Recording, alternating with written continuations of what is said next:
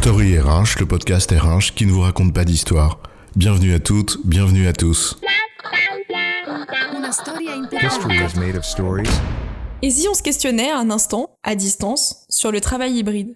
Est-ce une nouvelle norme? Vraiment? Est-ce que le télétravail est devenu the new normal?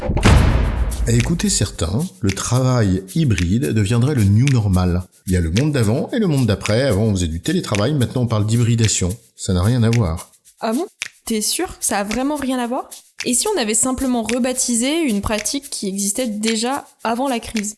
Et si on avait oublié, une fois de plus, de nuancer?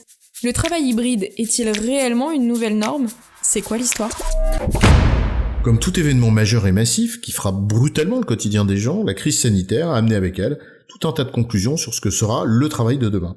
Et c'est notamment le cas avec l'essor du travail à distance qui conduit à ce qu'on parle de travail hybride. C'est vrai qu'on ne parlait jamais de travail hybride avant, comme si ce nouveau mot désignait une toute nouvelle réalité. C'est assez fascinant cette tendance que l'on a à inventer de nouveaux mots, mais c'est un autre sujet. T'as raison, pourtant ce mot de travail hybride que l'on voit apparaître de partout dépeint une réalité qui existait déjà bien avant la crise sanitaire. Ah bon? On travaillait à distance avant la crise? Oh, incroyable! Bien sûr que ça existait avant la crise. Tiens, par exemple, Patrick Bouvard, en 99, je l'embauchais à 100% à distance pour gérer RH Info. Et c'est une bien belle réussite, grâce à lui, et à distance. Oh, incroyable! En fait, même les dinosaures, ils travaillaient à distance. C'est fou! Au-delà de cet exemple qui relève de l'anecdote personnelle, il est vrai que le télétravail existait. Malakoff Humanis nous dit même qu'il concernait 30% des salariés à raison de 1,6 jours par semaine, en moyenne. Pendant le premier confinement, il est vrai que le travail à distance a connu un pic. 41% des salariés étaient concernés, toujours selon le même baromètre. Donc ça a augmenté, certes, mais dans des conditions exceptionnelles, très loin du télétravail encadré et choisi. D'autant qu'en dehors du confinement, les salariés semblent dire que la moyenne optimale serait de 2 jours par semaine. On passerait donc de 1,6 jours pour 30% des salariés à une moyenne de 2 jours pour maximum 41% de la population active. Est-ce qu'on peut parler réellement de généralisation, comme si à 2 jours par semaine en moyenne, c'était terriblement plus hybride qu'à 1,6? Attends donc avant de répondre à la question, rajoutons 2 autres nuances. Les hypothèses les plus optimistes nous disent que 60% des métiers sont télétravaillables. C'est le plus gros chiffre qu'on ait trouvé et il vient en plus d'entreprises qui ont quelque chose à nous vendre sur le sujet. Ça a le mérite de nous rappeler que tous les métiers ne sont pas télétravaillables.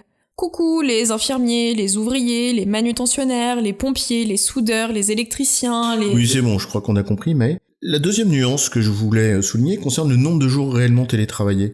Même si on prend l'hypothèse la plus optimiste, considérant que ceux qui télétravaillent représentent 41% de la population active. Donc tous ceux qui télétravaillaient pendant le confinement et qui continueraient de le faire? Oui, c'est ça. Eh bien, quand on le rapporte au nombre de jours, prenons 2 par semaine, et qu'on le compare au nombre de jours travaillables de l'ensemble de la population active, eh ben on arrive en gros à 16%.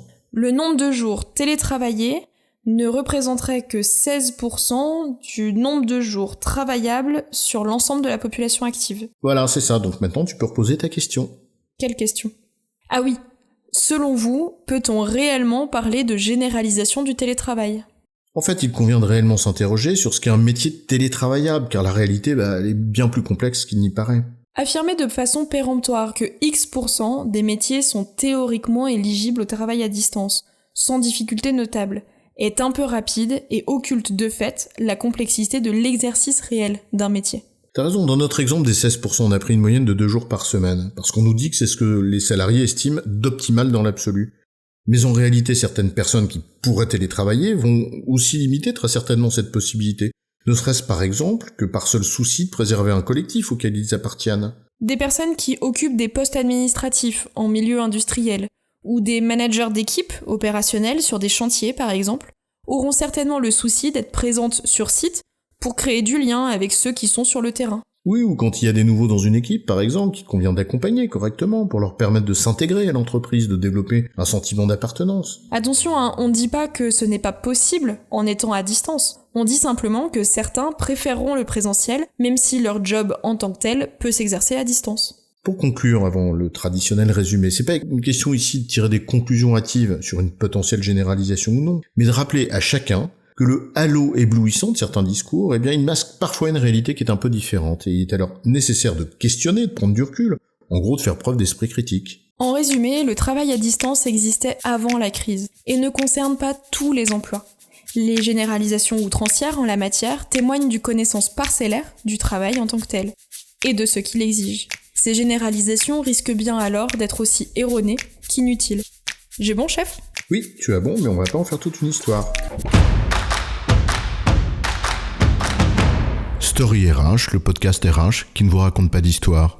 Retrouvez tous les épisodes sur storyrh.fr.